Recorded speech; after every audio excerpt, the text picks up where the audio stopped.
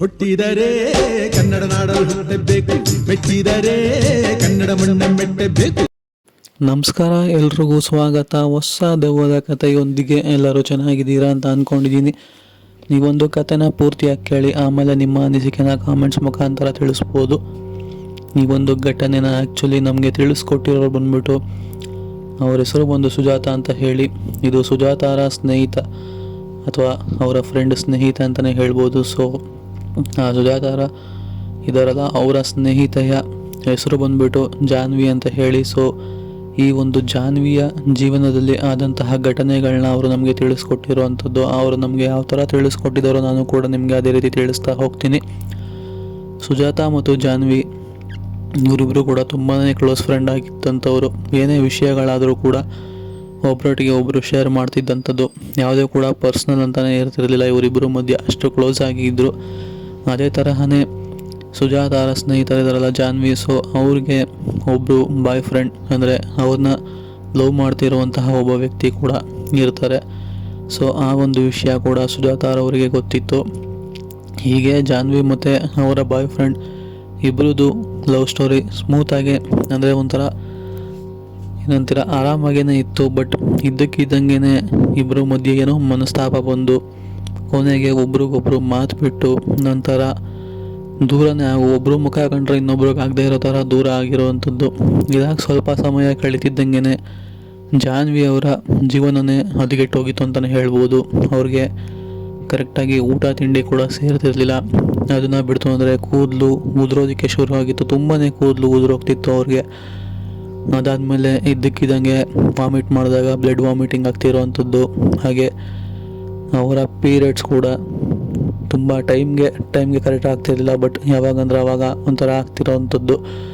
ತುಂಬಾ ವಿಚಿತ್ರವಾದಂತಹ ಹಿಂಸೆಗಳನ್ನ ಅನುಭವಿಸೋದಕ್ಕೆ ಶುರು ಮಾಡ್ತಾರೆ. ಇದೆಲ್ಲ ಗೊತ್ತಾಗಿತ್ತು ಸುಜಾತ ಅವ್ರಿಗೆ. ಕೊನೆಗೆ ಜಾನ್ವಿ ಅವರ ಪೇರೆಂಟ್ಸ್ ಅವ್ರನ್ನ ಹಾಸ್ಪಿಟ್ಲಿಗೆ ತೋರಿಸಿದ್ರು ಕೂಡ ಅಷ್ಟಾಗಿ ಏನೂ ಕೂಡ ಗೊತ್ತಾಗ್ತಿರೋದಿಲ್ಲ. ಬಾಡಿಯಲ್ಲಿ ಎಲ್ಲನೂ ಕೂಡ ನಾರ್ಮಲ್ ಅನಿಸುತ್ತೆ. ಬರೀ ಎಲ್ಲೋದ್ರೂ ಜ್ವರ ಬಂದಿರ್ಬೋದು, ಇಲ್ಲ ಏನೋ ಇನ್ಫೆಕ್ಷನ್ ಆಗಿರ್ಬೋದು ಅಂತ ಹೇಳಿ ಎಲ್ಲ ಡಾಕ್ಟರ್ಗಳು ಕೂಡ ಕಳಿಸ್ತಿರೋವಂಥದ್ದು. ಇದೇ ಥರ ಸುಮಾರು 2 ರಿಂದ 3 ವಾರಗಳಗಟ್ಟಲೆ 3 ತಿಂಗಳುಗಳಗಟ್ಟಲೆ ನಡೆಯುತ್ತೆ. ಸೊ ಈ 3 ತಿಂಗಳುಗಳಲ್ಲಿ ಆದಂತಹ ನೋವನ್ನು ಅಂತೂ ಜಾನ್ವಿಯವರು ಅನುಭವಿಸಿರೋದು ಕಷ್ಟ ತುಂಬಾ ಪಟ್ಟಿರೋದೆ ಅಂತಲೇ ಹೇಳಿರೋವಂಥದ್ದು. ಇದಾದಮೇಲೆ ಅವ್ರನ್ನ ಒಂದು ಏನಂತೀರ ವಾಮಾಚಾರ ಮಾಡ್ತಾರಲ್ಲ, ಸೊ ಅವ್ರ ಹತ್ರ ಕರ್ಕೊಂಡು ಹೋಗಿರೋದಂದರೆ ಮಂತ್ರವಾದಿಗಳ ಹತ್ರ ಕರ್ಕೊಂಡು ಹೋಗಿರುವಂಥದ್ದು.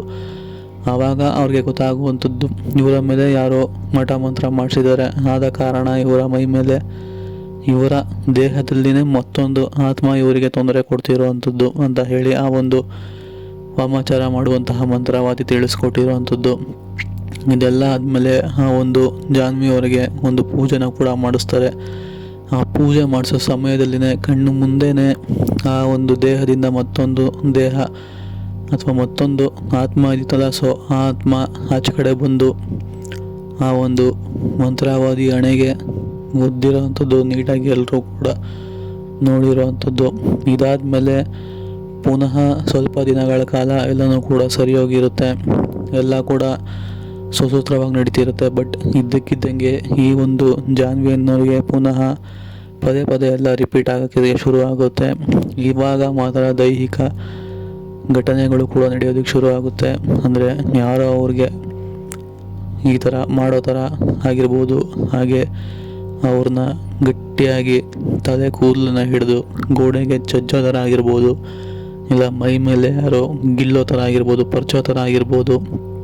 ಎಲ್ಲ ತರಹದ ದೈಹಿಕ ಘಟನೆಗಳನ್ನೂ ಕೂಡ ನಡೆಸ್ತಿರೋವಂಥದ್ದು ಕಂಡುಬರುತ್ತೆ. ಇದಾಗಿ ಸ್ವಲ್ಪ ಸಮಯ ಕಳೆದ ಮೇಲೆ ಮತ್ತೊಮ್ಮೆ ಬೇರೆ ಒಂದು ಮಂತ್ರವಾದಿ ಹತ್ರ ಕರ್ಕೊಂಡು ಹೋದಾಗ ಈ ಸಲ ಅವ್ರಿಗೆ ಗೊತ್ತಾಗುವಂಥದ್ದು ಇದು ಅಂತಿಂತಹ ಮಾಟ ಮಂತ್ರ ಅಲ್ಲ, ಬದಲಾಗಿ ತುಂಬಾ ಘೋರವಾಗಿರುವಂತಹ ಒಂದು ಮಾಟ ಮಂತ್ರ ಇವ್ರ ಮೇಲೆ ನಡೆದಿರುವಂಥದ್ದು ಅಂತ ಗೊತ್ತಾಗುತ್ತೆ. ಸರಿ ಅಂತ ಹೇಳಿ ಇದಕ್ಕೆ ಕಾರಣ ಯಾರು ಅಂತ ಕೂಡ ಸ್ವಲ್ಪ ದಿನಗಳಲ್ಲೇ ಆ ಒಂದು ಮಂತ್ರವಾದಿಗೆ ಗೊತ್ತಾಗುತ್ತೆ. ಇದಕ್ಕೆಲ್ಲ ಕಾರಣ ಆಗಿದ್ದಂಥದ್ದು ಅದೇ ಜಾನ್ವಿ ಅವರ ಬಾಯ್ ಫ್ರೆಂಡ್. ಈ ಸಲ ಅವ್ರನ್ನ ಕರೆಸ್ಬಿಟ್ಟು ಕೊನೆಗೆ ಅವ್ರನ್ನ ಮುಂದೆಲ್ಲೇ ಕೂರಿಸಿ ಪೂಜೆನ ಮಾಡಿ, ಅದಾದಮೇಲೆ ಜಾನ್ವಿ ಅವ್ರನ್ನೂ ಕೂಡ ಅವ್ರ ಪಕ್ಕದಲ್ಲೇ ಕರ್ಕೊಂಬಂದು ಕೂರಿಸಿ ಪೂಜೆ ಮಾಡಿಸ್ತೋವಂಥದ್ದು. ಇದಾದಮೇಲೆ ಒಂದು ನಿಂಬೆಹಣ್ಣ ತೆಗೆದುಬಿಟ್ಟು ಆ ಒಂದು ಜಾನ್ವಿ ಅವರ ಬಾಯ್ ಫ್ರೆಂಡ್ ಕೈಯಿಂದ ಹಿಡಿದು ಜಾನ್ವಿ ಅವರ ತಲೆ ಮೇಲೆ ಜೋರಾಗಿ ನಿಂಬೆಹಣ್ಣ ಹೊಡೆಯೋದಕ್ಕೆ ಹೇಳ್ತಾರೆ. ಹೊಡೆದಾದ್ಮೇಲೆ ಆ ಒಂದು ನಿಂಬೆಹಣ್ಣು ರಸ ಇರುತ್ತಲ್ಲ ಅದನ್ನು ಸುತ್ತ ಚೆಲ್ತಾರೆ. ಇದಾದಮೇಲೆ ಆ ಒಂದು ಆತ್ಮ ಇರ್ತದೆ, ಸೊ ಅದು ದೇಹದಿಂದ ಸುಟ್ಟು ಆಚೆ ಬರುವಂತಹ ವಾಸನೆ, ಅಂದರೆ ಸುಟ್ಟೋಗುವಂತಹ ವಾಸನೆ ಎಲ್ಲರೂ ಮೂಗು ಕೂಡ ಬಡ್ದಿರುವಂಥದ್ದು. ಇದಾದಮೇಲೆ ಆ ಒಂದು ಬಾಯ್ ಫ್ರೆಂಡ್ ಇದನ್ನಲ್ಲ ಅವನ್ನ ಎಲ್ಲರೂ ಕೂಡ ಬೈದು ಕೊನೆಗೆ ಪೊಲೀಸರು ಕೂಡ ಇಟ್ಕೊಡ್ತಾರೆ. ಅದಾದಮೇಲೆ ಜಾನ್ವಿ ಅವರ ಲೈಫ್ ಕೂಡ ಸ್ವಲ್ಪ ಸಮಯ ಕಳೀತಿದ್ದಂಗೆ ಸರಿ ಹೋಗುತ್ತೆ. ಇದು ಆ್ಯಕ್ಚುಲಿ ಆಗಿರುವಂತಹ ಘಟನೆ. ಆ ಒಂದು ಹಿಂಸೆ ಅನುಭವಿಸಿರೋದು ಅವ್ರಿಗೆ ಮಾತ್ರ ಗೊತ್ತಿರುತ್ತೆ. ಇದು ನಮಗೆ ಸುಜಾತ ಅವರು ತಿಳಿಸ್ಕೊಟ್ಟಿರುವಂತಹ ತನ್ನ ಸ್ನೇಹಿತೆಯ ಜೊತೆ ಆದಂತಹ ಒಂದು ಸತ್ಯ ಘಟನೆ. ಈ ಒಂದು ಕತೆ ಇಷ್ಟ ಆಗಿದೆ ಅಂತ ಅಂದ್ಕೊಂಡಿದ್ದೀನಿ. ಇಷ್ಟ ಆಗಿದರೆ ಲೈಕ್ ಮಾಡ್ಕೊಳ್ಳಿ, ಹಾಗೆ ಸಬ್ಸ್ಕ್ರೈಬ್ ಆಗಿಲ್ಲ ಅಂತಂದರೆ ಈ ಕೂಡಲೇ ಸಬ್ಸ್ಕ್ರೈಬ್ ಮಾಡ್ಕೊಳ್ಳಿ. ಸಿಗೋಣ ಮತ್ತೊಂದು ದೆವ್ವದ ಕಥೆಯೊಂದಿಗೆ. ಅಲ್ಲಿವರೆಗೂ ನೀವು ಟೇಕ್ ಕೇರ್, ಗುಡ್ ಬೈ.